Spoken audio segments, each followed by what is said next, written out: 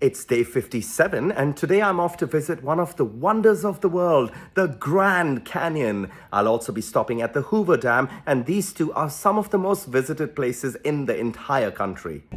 This is the Grand Canyon.